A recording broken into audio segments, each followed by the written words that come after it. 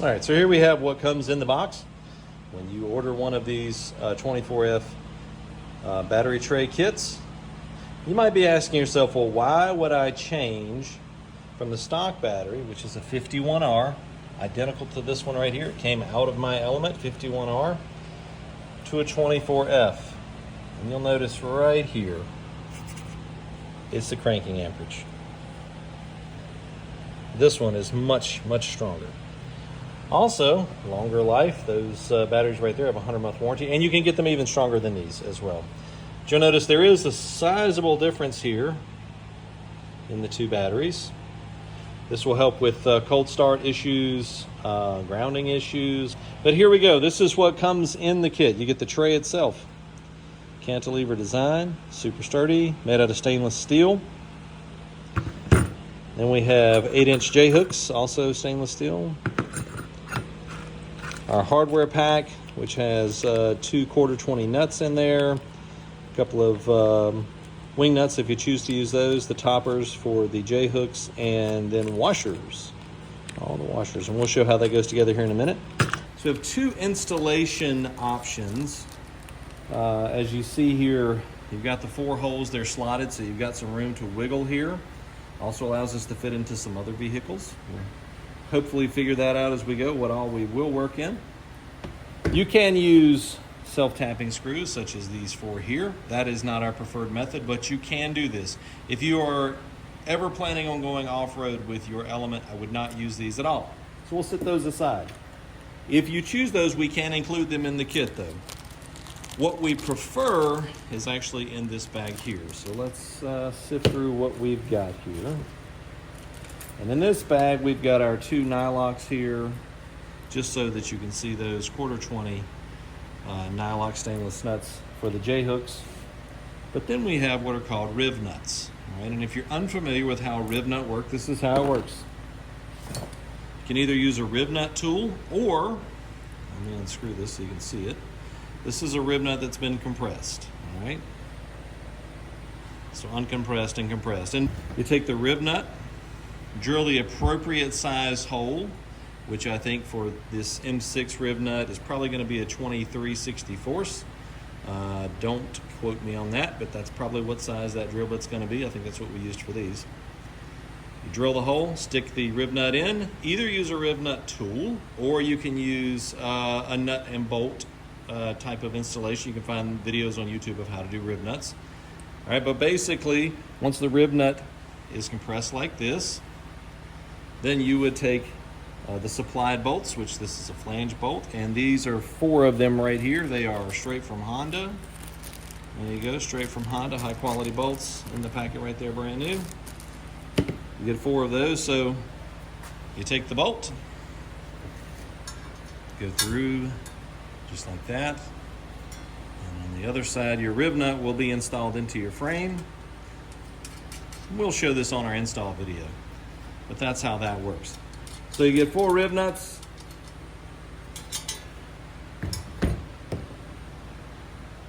4 flange bolts, and then we have the hold down itself. Pretty beefy here. That's stainless steel, that's 1/4-inch stainless steel. That ain't gonna bend, ain't gonna rust.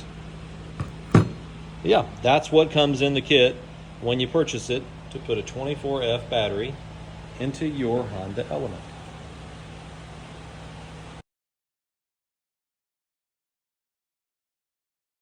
All right, so the first thing we gotta do is we're gonna take the old battery out. All right, so I'm gonna take a 10mm, gonna loosen these here. Both of my terminals, they've already gotten loose. Once they're loose, I'm gonna take them out, just like that. Take them off, put them out of the way. I usually just tuck them back, take this one off. You can see I've already got that tie down loose as well. Then I'm gonna take the 10mm here and 10mm here. You're gonna take those loose, and we're gonna turn these J-hooks, and we're gonna pull this battery hold down out. I've already done that. I'm gonna discard this. We will not need this anymore. Now once we've got it loosed, maybe you have a tool like this or something else, we're gonna pull the battery out, set it to the side, pull it out. All right, now we're gonna pull out our battery tray. Discard that, you will no longer need that. All right, so once your battery is removed, you've got the tray out of the way, you've got it cleaned up some, we're actually gonna bend these tabs down here because they stick up in there in the way. So this tab, and this tab over here are gonna have to get bent down. And normally, you can take a screwdriver, stick it in there, and start to bend it over like this, and just kind of get it started. It's gonna take a little bit of effort to get it to go over. I just keep working that down. And eventually I won't be able to get it any further, and I'll have to come back with a hammer. I'm gonna do that one and this one as well. So bend that over. Basically want to try to make this as flat a surface as possible. Now the next step in the process is to take our tray and we're gonna sit it down in here. We're gonna fit it to the hole. I'm gonna sit it down in here. And first thing I'm gonna do is check. I'm touching there, I'm not touching there, or there, or there. So I've got to go flatter with these ears. So I resorted to a little bit bigger hammer.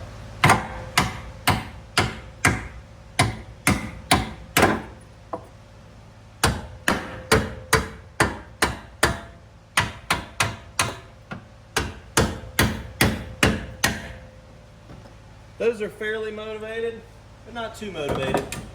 Basically just want to bend it down so everything's out of the way. Try again. We want to make sure all 4 of our pads are flat. And guess what? All 4 are flat. Now we're going to position it. And basically all you have to do is look down and make sure the corners are not touching. You don't want that touching the radiator hose here. That's the main thing. The corner cannot touch the radiator hose. And now that we've got it where we want it, we're going to take a paint marker. In this instance, I've just got a paint marker. And we're going to mark where we want our rib nuts. This needs to be fairly exact. You do have slotted holes to give you options. I'm going for the center of the slotted hole here. Now we're marked. Move the tray. With this rib nut, we know that it's an M6 and the drill bit needs to be a 23/64. But for you at home, I would say go ahead and check it just to make sure that fits firmly in 23/64. It will not fit in 11/32, and it's wiggly in 3/8.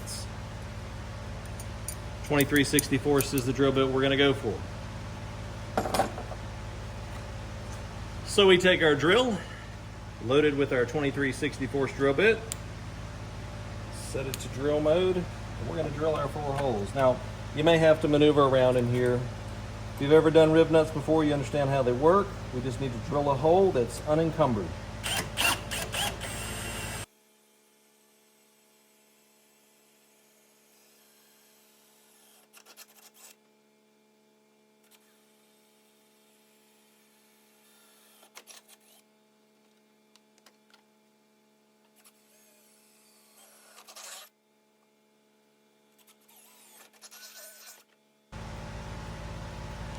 As you're drilling these holes, one thing you want to make sure of, deburr each of those holes. You want a flat surface with no burrs in the drill hole. Before we move on and install our rib nuts, we're going to clean all of this metal out from in here with either a vacuum cleaner or some shop air.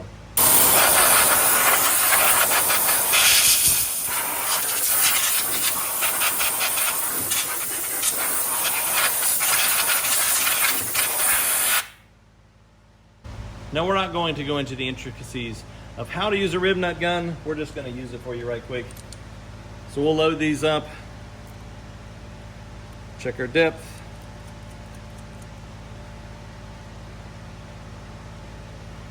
I'm at about 2.5, close to 3. When we send it in,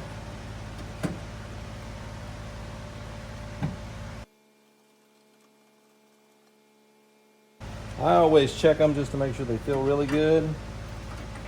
That one is a little loose for me.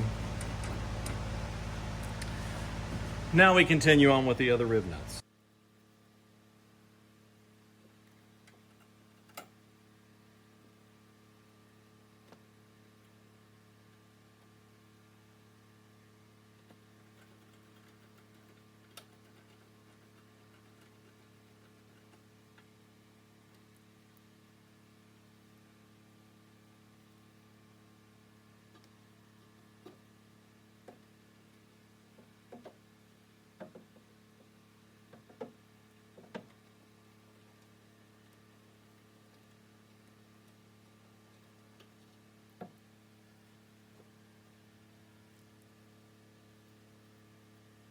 Now for the last rib nut. Space is a premium here, so you may have to wiggle to get these things to go in correctly with the tool like this. Just get them to sit flush. Make sure you get a good pull the first go, and you should be good.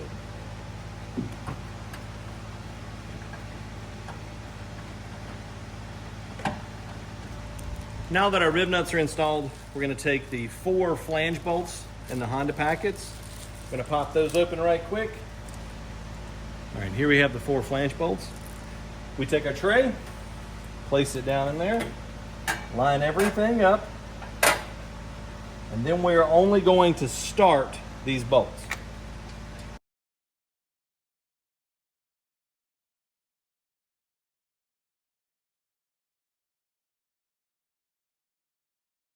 Now that we have each one started, we'll tighten them down in a cross pattern.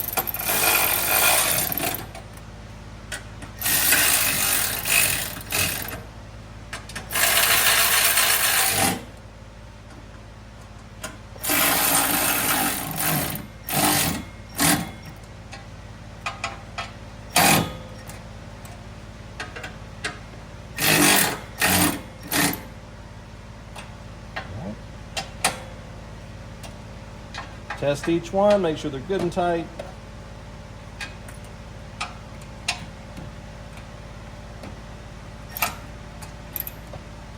All right, we're good. Now it's time to set our battery back into the hole.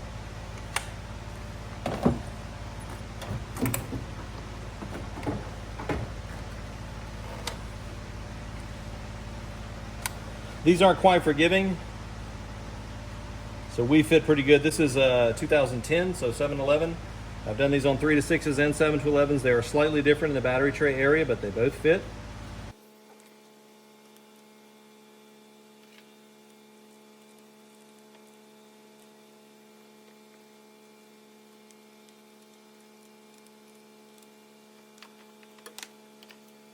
Now for our hardware kit.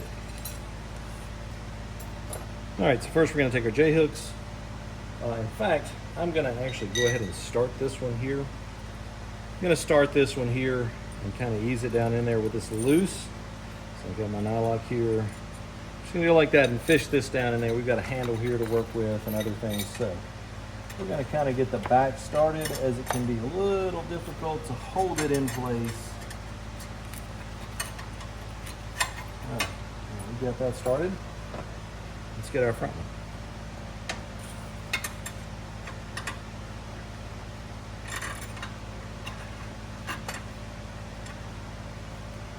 If you're like me, you know that these things sometimes have a tendency to want to fall off or fall around the J-hooks, that is. So just pay attention to them. Close to done now. All right, so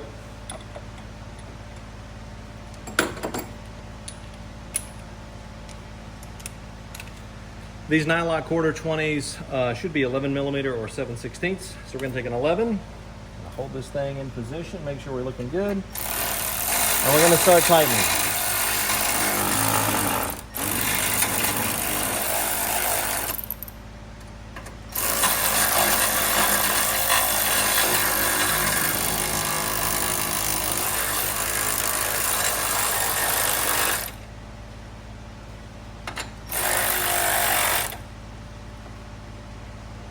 One thing to keep in mind, you do not want to over tighten these, as it can cause damage to the battery. It can cause corrosion. It can actually cause all kinds of things. You just need this to retain the battery. That's it. It doesn't need to be super tight.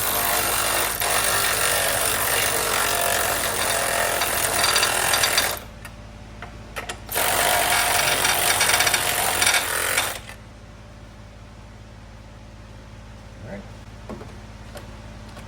Last two things. You don't have to install them. I just do to protect the threads in case you need to take it off later. And that's it. Much more sturdy than the other tray was installed.